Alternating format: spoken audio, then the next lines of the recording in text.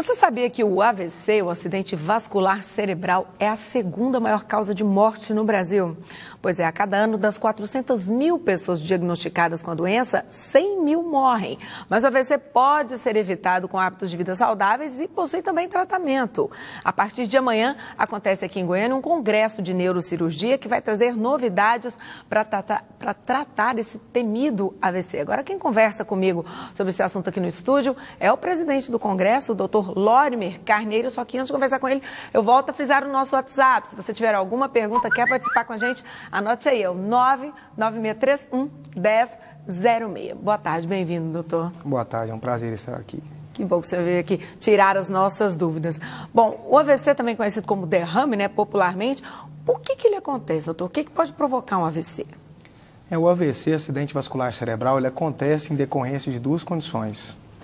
Nós temos o acidente vascular cerebral isquêmico, que ocorre por entupimento de alguma artéria ou algum segmento que reduz o fluxo sanguíneo para alguma área do cérebro, que acaba por se manifestar por alguma perda de uma função neurológica, como, por exemplo, a fala, ou seja, a perda da função da linguagem, uma perda de uma movimentação de um segmento corporal, e o acidente vascular hemorrágico, que normalmente acontece quando há uma ruptura desses vasos, normalmente ocasionadas por aumento da pressão arterial e, em algumas situações, por ruptura de malformações ou de aneurismas cerebrais que são rompidos decorrentes da hipertensão arterial mal controlada e também dos outros fatores de risco que são importantes, como o tabagismo, sedentarismo e outras condições que podem ocasionar o acidente vascular cerebral. Por exemplo, uma pessoa que tem um parente que teve já um derrame, a pessoa deve ficar mais preocupada? Tem alguma tendência maior a vir a desenvolver a doença ou não tem nenhum tipo de... É claro que existem fatores de risco que nós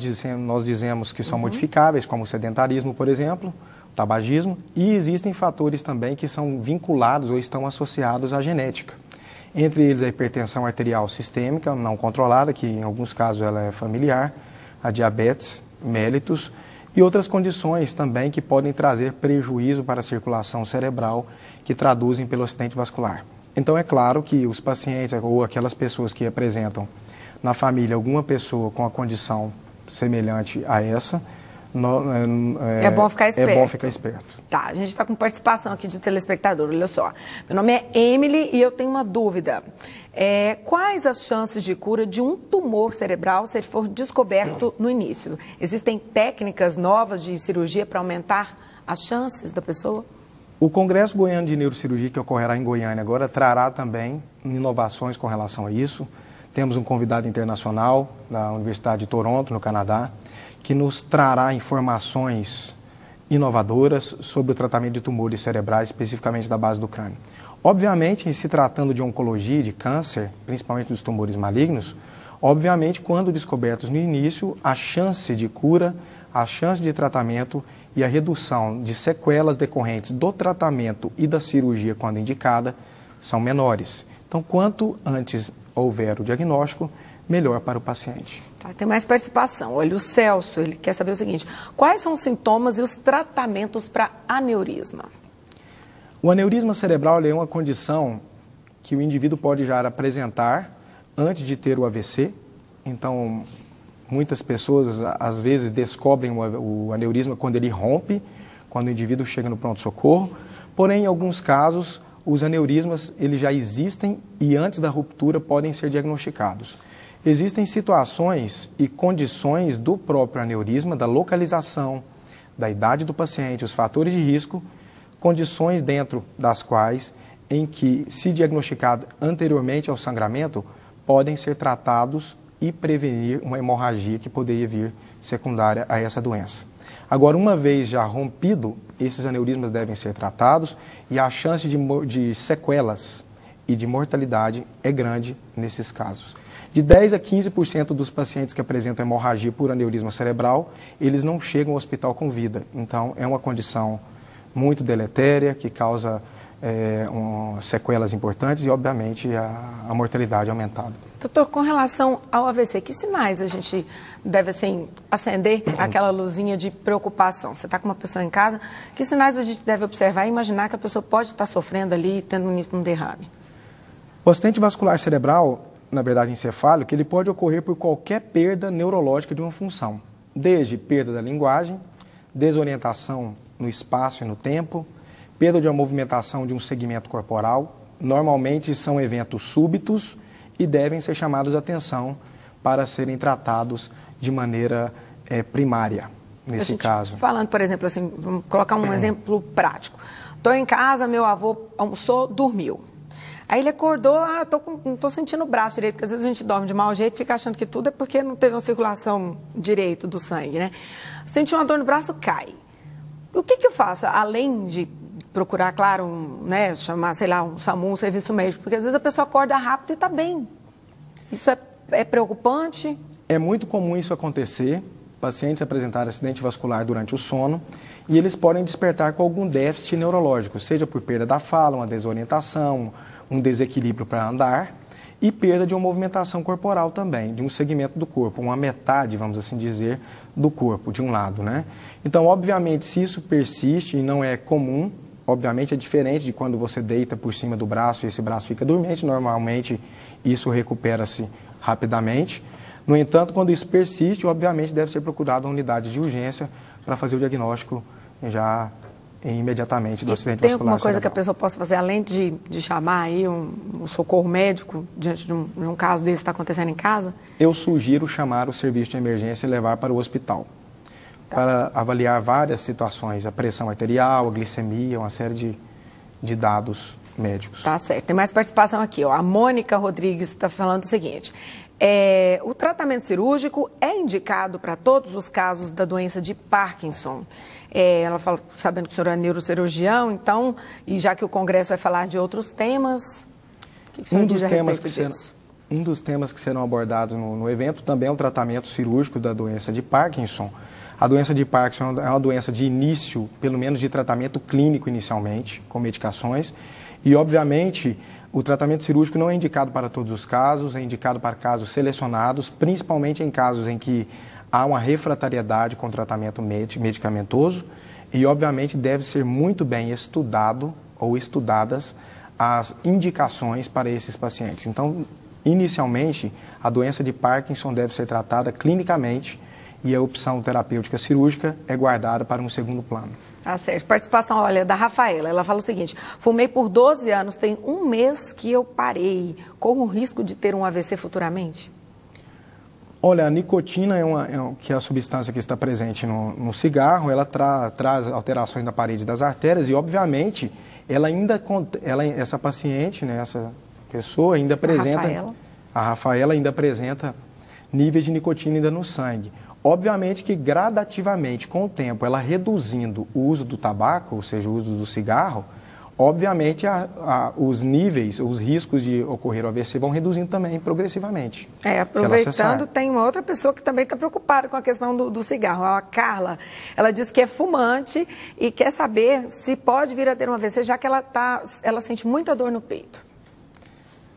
A dor no peito pode traduzir por alterações no coração, traduzir por um infarto agudo do miocárdio e outras doenças que podem ser causadas também com o uso do cigarro. E, obviamente, nas mulheres que fumam e as mulheres que fazem uso de anticoncepcional hormonal oral, elas também têm um risco aumentado de apresentar acidente vascular, principalmente acidente vascular isquêmico. Então, obviamente, se ela apresenta esses sintomas em uso corrente do cigarro, eu sugiro que ela procure um cardiologista também para fazer uma avaliação cardíaca mais aprimorada. Tá aí, vamos largar o cigarro, gente, né? Para que mexer com isso? Tem mais participação aqui, ó.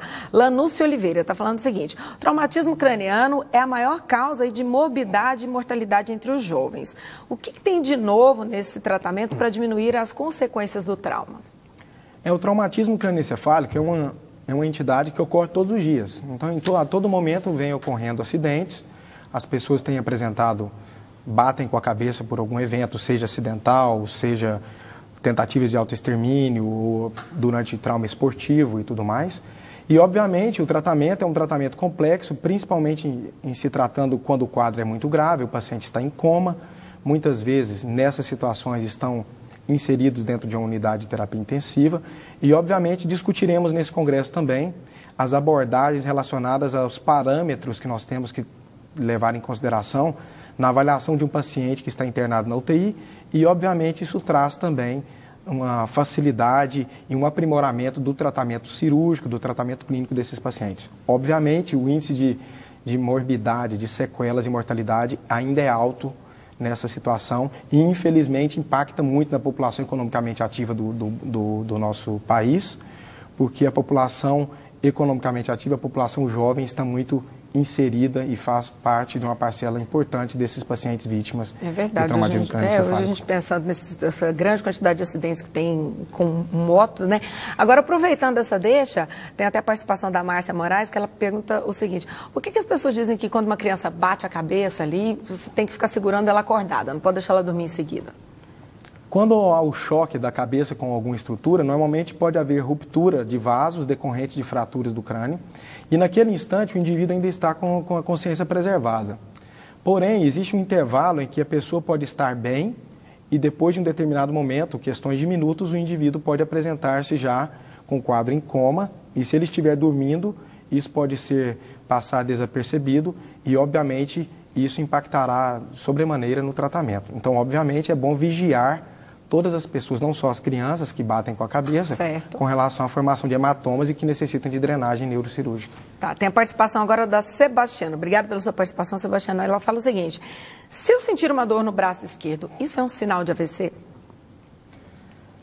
Não é comum o acidente vascular manifestar com dor em algum segmento corporal. Existem outras causas que devem ser prioritariamente avaliadas antes disso. Normalmente ocorre, teoricamente, uma perda da função corporal, de algum segmento corporal, de alguma função, como eu havia dito. Por exemplo, a perda da fala, por exemplo, e a perda da capacidade cognitiva, por exemplo, a desorientação espacial e temporal.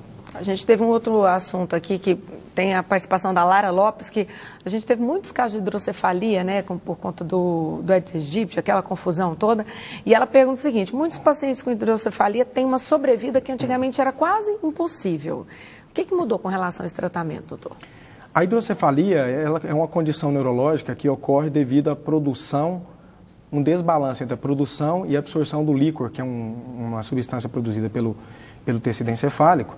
E quando ela ocorre no sentido de aumentar a pressão intracraniana, necessita fazer uma cirurgia, né, muitas vezes de derivação, que nós costumamos dizer, de fazer um desvio desse líquido normalmente para o abdômen.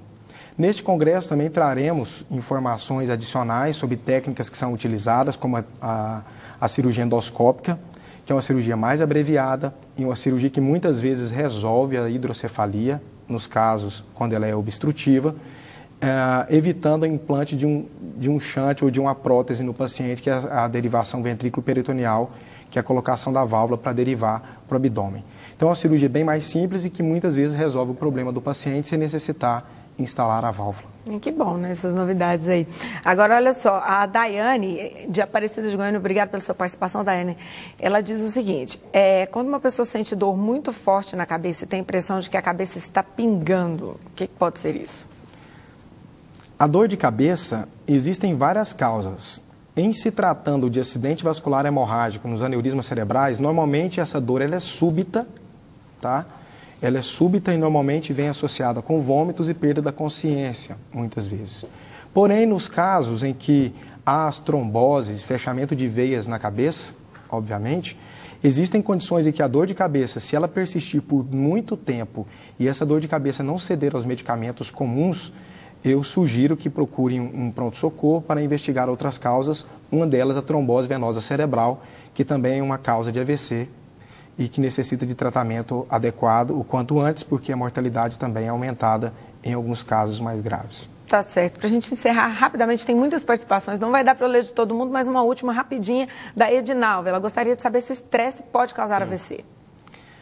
Obviamente, o estresse aumenta a pressão arterial sistêmica e a gênese, muitas vezes, dos acidentes vasculares hemorrágicos por ruptura de vasos, como os derrames propriamente ditos, e eles decorrem dessa situação. Então, o estresse deixa a pessoa nervosa e isso faz com que ela tenha um pico hipertensivo e é claro que isso tem um impacto importante na gênese do acidente vascular, principalmente o hemorrágico. Tá certo, gente. Então, vamos respirar fundo, tentar ficar mais tranquilo para evitar outros problemas, né, doutor? Com certeza. Doutor Lorimer Carneiro, que é presidente aí do 7º Congresso Goiano de Neurocirurgia, que começa amanhã. Muitíssimo obrigado por ter participado aqui com a gente hoje. Obrigado pelo convite. Obrigado. Uma ótima tarde, professor. Obrigado.